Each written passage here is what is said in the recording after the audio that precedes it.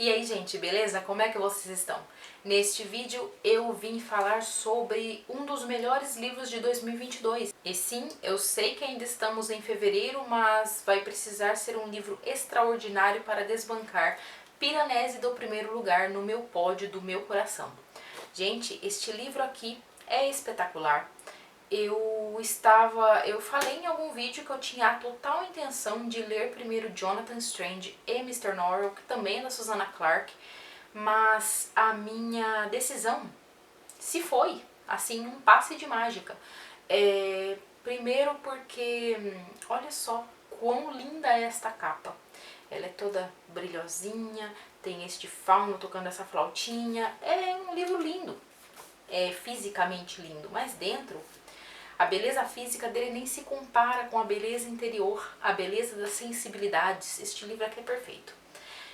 Eu vou falar brevemente sobre o enredo, porque o interessante deste livro é você saber o menos possível.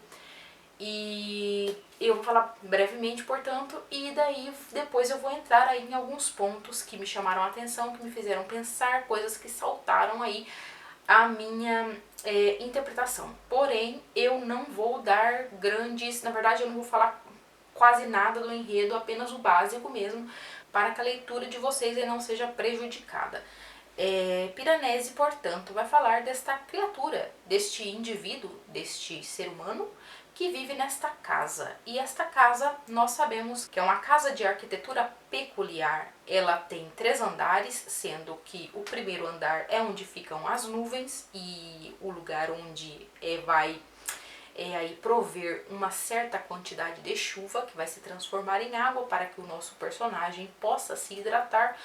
Nós temos o subsolo, o subterrâneo, o porão dessa casa, em que existe um mar que às vezes vai invadir esse espaço intermediário, que é onde vive o nosso personagem principal. Piranesi é como ele é chamado pelo outro, que é este outro morador da casa. Eles não vivem juntos, apesar de ali morar nessa mesma casa, mas eles não passam seus dias juntos, eles vão se encontrar eventualmente, eles se encontram uma vez por semana para conversar, para falar de suas pesquisas, mas esse outro então vai morar aí neste espaço intermediário junto com Piranesi. E Piranesi é o nome que o outro deu a este outro morador, a este personagem. Nós vamos acompanhar Piranesi, como eu disse, em primeira pessoa, que essa história vai ser narrada, e também por meio de seus diários. Ele tem alguns diários e ele vai fazendo um processo de catalogar tudo o que está no entorno dele, ele vai fazer um estudo, ele é um pesquisador, ele é um estudioso, e assim como o outro, e eles vão estudar aí a natureza desta casa. Porém, a pesquisa de ambos tem aí diretrizes diferenciadas. O outro vai fazer essa pesquisa, vai desenvolver essa pesquisa por um determinado motivo, assim como o Piranesi por outro motivo. E aqui, apesar de seguirmos esses dois personagens, as coisas vão ser colocadas aí em movimento a partir do momento em que Piranesi vai desconfiar que existe uma terceira pessoa na casa. E daí nós vamos investigar aí junto com ele, vamos ficar preocupados junto com ele, vamos querer saber quem é essa terceira pessoa. A primeira coisa a se saber sobre esse livro ele é esquisito, ele é estranhíssimo. Ele é um livro que ele não vai te dizer, você está neste determinado lugar, você está lendo uma história de fantasia, ficção científica, seja lá o que for. Ele não vai te dar respostas fáceis, você vai se enfiar neste livro que é bem curtinho. Ele tem, acho que ele não tem 300 páginas, ele tem 250 páginas, mas é uma narrativa potente, é uma narrativa linda, belíssima. Vai despertar uma série de pensamentos e talvez o que seja mais interessante são as teorias que nós vamos fazer e vamos ser a cada momento, a todo momento, frustrados em nossas teorias. Nesse sentido, esta é uma narrativa labiríntica, porque ela vai te levar por um caminho, você vai achar que encontrou o seu caminho e de repente você vai dar de cara com alguma informação que não tem absolutamente nada a ver com nada. E eu tenho as minhas teorias do porquê deste livro ser assim como várias outras pessoas também têm suas próprias teorias e todas elas são muito interessantes. Eu vi depois que eu fiz o meu roteiro para esse vídeo, depois que eu joguei todos os meus inúmeros pensamentos no meu caderninho, eu fui Eu fui assistir os vídeos eu assisti o vídeo da Veves Valadares, que eu gosto muito do canal dela. Ela é uma pessoa que tem um poder aí de indicar livros incríveis, além de ter um incrível poder de interpretação. E eu sempre gosto muito dos vídeos dela, vou deixar linkado aí no box de informações. E eu também vi o vídeo do canal Página 99, que também é um canal que eu encontrei recentemente, mas eu gosto muito porque aquelas duas garotas, elas sabem, elas também têm elas agregam muita coisa nas interpretações que elas fazem dos livros. Eu sempre aprendo bastante naquele canal. Em todo caso, eu trouxe aí as minhas interpretações, que são não é que são diferentes, tão diferentes assim, mas eu encontrei alguns outros pontos e por isso estou fazendo esse vídeo, porque se eu tivesse encontrado as mesmas coisas eu nem iria me dar ao trabalho. Enfim, vamos a esses pontos. Eu espero que vocês gostem e eu espero também despertar o interesse de vocês em ler este livro aqui, que é uma pequena obra-prima da literatura fantástica? Não sabemos. O interessante é você descobrir do que se trata este livro. Pois bem, como eu disse, este livro tem uma narrativa labiríntica. Labiríntica no sentido em que, como eu já disse, você vai seguir por caminhos e você vai ter certeza de que você está indo por um determinado caminho e você vai chegar a uma determinada resposta, e ao virar da página você vai se deparar com essa parede, você vai deparar com essa estátua no caminho e ela vai dizer para você que, escuta só, você está errado, então dê meia volta e procure um outro caminho. E isso é sensacional, porque vai te dando um nó na cabeça e o interessante é você aí desfazendo esses nós. Uma coisa que eu esqueci de dizer ali no começo do vídeo sobre o enredo, sobre a casa onde mora Piranesi e o outro, é que esta casa é cheia de estátuas. E essas estátuas são alguns dos motivos para que você tome esses caminhos errados de interpretação, esses caminhos que vão aí te levar a uma parede. Porque, por exemplo, vou dar um exemplo aqui de uma estátua. E eu não vou dizer o que ela significa ou o que ela deixa de significar, por quê? Porque é legal você descobrir. Mas existem várias estátuas que aparentam ser da mitologia grega, vai ter algumas também que remetem à literatura. Então temos, por exemplo, um fauno. Temos um fauno e uma garotinha perto de um lampião, e eu não sei vocês, mas isso lembra a vocês alguma coisa? Para responder a essa pergunta não feita, vai ter alguns trechinhos de textos que vão te dar algumas respostas ou não. Tem também alguns desenhos. Então, estão vendo esse labirinto aí? Pois é. E este é esse livro aí que então vai te levar por vários caminhos. O que me levou aí então, portanto, a pensar sobre a própria casa.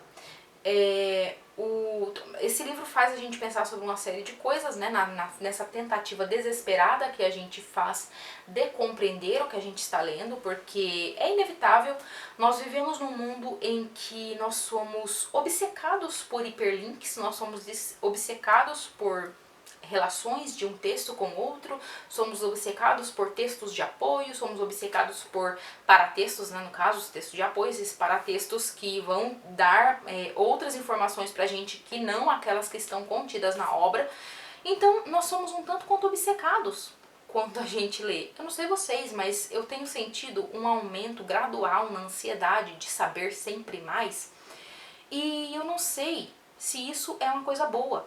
E esse texto, esse livro, também nesse sentido, se transforma numa metalinguagem para poder analisar o próprio fazer da literatura. A própria ideia de leitura e de obra e do que consiste uma obra literária. Se é necessário que você se desespere e você use sua racionalidade para buscar um sem fim de textos, ou se tudo o que você precisa saber está no próprio livro e também nos links que você mesmo, que vai partir da sua própria leitura do conhecimento que você já tem de mundo, e você vai conseguir fazer links com a leitura que você já tem. E nesse sentido, este livro me fez pensar em dois outros. O primeiro deles é o A Poética do Espaço, do Gaston Bachelard. Eu vou falar um pouquinho sobre o porquê deste livro ter me feito pensar em Bachelard. É um livro que eu amo e que está esgotado, não sei porquê, porque aquele livro é um tesourinho. E também no livro Contra a Interpretação, da Susan Sontag. Esse livro da Susan Sontag está aqui em cima, eu não vou tirar porque, gente do céu, essa minha estante tá tão cheia de livro que se eu tirar ele vai desmoronar aqui em cima de mim. Então deixa ele quietinho, vou deixar uma fotinha aqui para vocês saberem de que livro estou falando, mas é um livro espetacular. E é uma série de ensaios da Susan Sontag, é a primeira coletânea de ensaios e que ela ficou aí conhecida por ser a pessoa incrível e maravilhosa, extremamente erudita que ela é.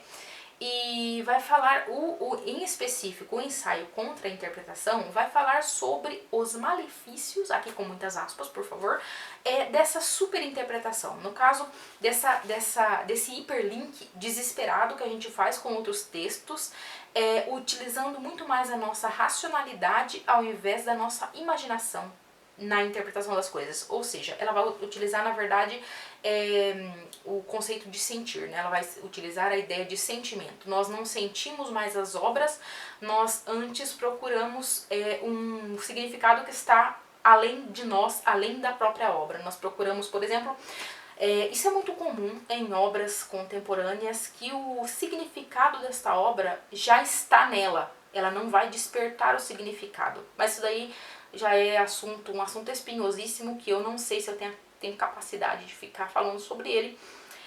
Em todo caso, eu tenho algumas desconfianças a respeito desse assunto e eu tenho muito interesse em me aprofundar nele. E é por isso que eu lembrei, então, logo quando eu estava lendo Piranesi, que eu lembrei de contra-interpretação. Porque este é um livro para ser sentido, este não é um livro para você ficar racionalizando sobre ele, pelo menos no meu entender. Né? Veja bem, existem várias interpretações por aí e cada leitor vai pegar aí um ponto de interpretação que lhe interessa, que lhe é mais caro e vai aí falar sobre ele. Este é o ponto que mais me interessou. Tanto o conceito de casa em si, quanto essa questão aí da interpretação da própria obra, da metalinguagem que a gente pode encontrar aqui num livro como esse. Eu não sei vocês, mas vocês têm a desconfiança de que algumas obras, elas se recusam a serem interpretadas? Porque eu senti isso com esta aqui. Ela parece estar o tempo todo tirando sarro na sua cara e te dizendo, tudo que você está pensando, na verdade, não tem nada a ver com nada. E é verdade, sabe? E essa ideia é bem real. A gente vai lendo esse livro e a gente vai quebrando a cara a todo momento. O que também me fez pensar no livro que eu já comentei com vocês aqui o nome, que é o A Poética do Espaço, do Gaston Bachelard. Eu só encontrei esse livro para comprar nessa edição aqui, Os Pensadores. Eu acho que ainda tem por aí. Ele vem em 3 livros. Ele vem A Filosofia do Não, que foi de 1940, O Novo Espírito Científico, de 1934, e A Poética do Espaço, que foi publicada em 1957. Bachelard é este senhor aqui simpático. E, gente, A Poética do Espaço é um livro lindo. Eu amo esse livro. Ele vai falar sobre a fenomenologia, que é este conceito filosófico que ele vai ter uma longa introdução aí no A Poética do Espaço, né, que é o 3º livro aqui dentro dessa coletâneazinha. E tá todo riscado porque eu utilizei no meu mestrado. E ele vai fazer aqui uma longa introdução a esse texto da Poética do Espaço, falando sobre a fenomenologia e sobre a ontologia das coisas. A fenomenologia aqui dizendo muito, muito, muito simplificado, porque tem 1 milhão de filósofos por aí que vai ter um conceito, uma definição ligeiramente diferente sobre fenomenologia, mas para fins de Bachelard ele vai falar que a fenomenologia é o estudo do cerne das coisas, do significado mais profundo das coisas. E daí a ontologia, no caso, seria estudar o objeto, o elemento por si. E o que é interessante é que esta ideia vai casar perfeitamente com Piranesi, o que me faz desconfiar que talvez Susanna Clarke conheça Bachelard e A Poética do Espaço, porque é inacreditável o quanto algumas coisas aí se aproximam. E eu se vocês já assistiram alguns outros vídeos meus, eu sempre comento, estou sempre comentando que eu não me importo com o que autores dizem em entrevistas, pelo menos não para que tenha algum significado a mais na obra. Eu sempre gosto de pegar a obra por si e não ficar pegando aí entrevistas, pegando outras coisas que os autores vão falar, porque gera muito ruído. Eu não gosto desse significado que está para além da obra. Não é mesmo, J.K. Rowling? Porque nada de bom pode acontecer se o próprio autor fica metendo o bedelho na própria obra, mesmo quando a obra já está terminada. Então, é isso. Eu não procurei entrevistas, eu vi o vídeo, o excelente vídeo da página 99, do canal Página 99, e elas dizem que a Susanna Clarke, em entrevistas, diz que ela teve uma grande influência de Borges, que é o livro Ficções, né, que vai falar sobre a biblioteca lá labiríntica, e também alguns outros livros. A Veves Valadares também vai falar sobre a influência, possível influência dos Inklings, né, que era aquele clube, aquele macho clube de scholars, né, de estudiosos que o Tolkien e o C.S. Lewis participavam. Então, como aqui tem citações de C.S. Lewis e como aqui tem algumas coisas que vocês vão ver que tem alguma coisa a ver com, talvez não, talvez sim, talvez não, com as Crônicas de Nárnia. Então é bem possível mesmo que Piranesi também tem essas influências, porém, como eu disse, como a própria Susan Sontag, na verdade não foi eu que disse, Susan Sontag nos deu asinhas para voar, dizendo que as nossas respostas podem estar contidas dentro da própria obra, não precisamos procurar lá fora. Não quer dizer que não é possível, que não é permitido procurar, vejam bem. Mas uma obra de arte também pode ser interessante você procurar nela mesma os próprios significados e o que esses significados que estão dentro de você estão prontos aí para saltar.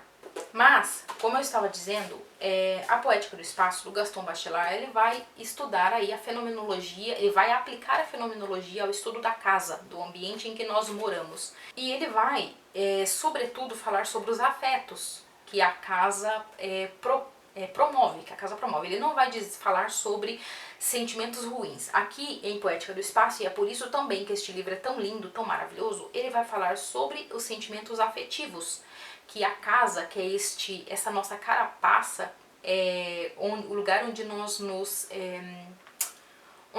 sentimos protegidos, o lugar que nós amamos, o lugar que guarda todas as nossas coisas amadas, todas as pessoas que a gente gosta, todos os sentimentos, toda a memória, né? Ele vai falar sobre esse espaço de afeto, que é a casa, e como cada espaço dela tem uma significação. Então aqui ele também vai falar um tanto quanto, ele vai falar de alguns conceitos da psicologia e da psicanálise, e é muito interessante. Ele vai trazer vários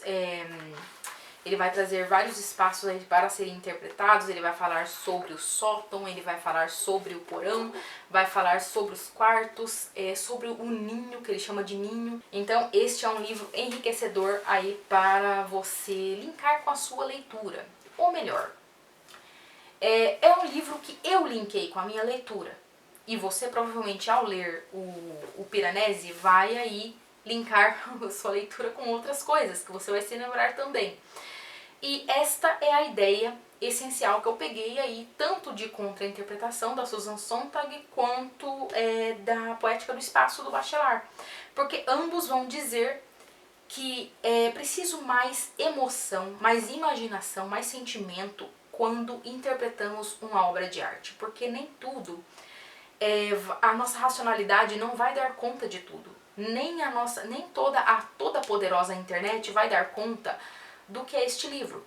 Por exemplo, o próprio título. Se vocês pesquisarem Piranesi, vai aparecer um indivíduo chamado Giambattista Piranesi, que foi um artista, foi um pintor do século XVIII. E este pintor, ele meio que ficou famoso por muitas coisas, mas ele tinha quadros quadros esquisitos, em que ele fazia casas cheias de escadarias, cheias de estátuas, cheias de luz e sombra, muito parecida com a descrição da casa do próprio Piranesi, personagem aqui deste livro.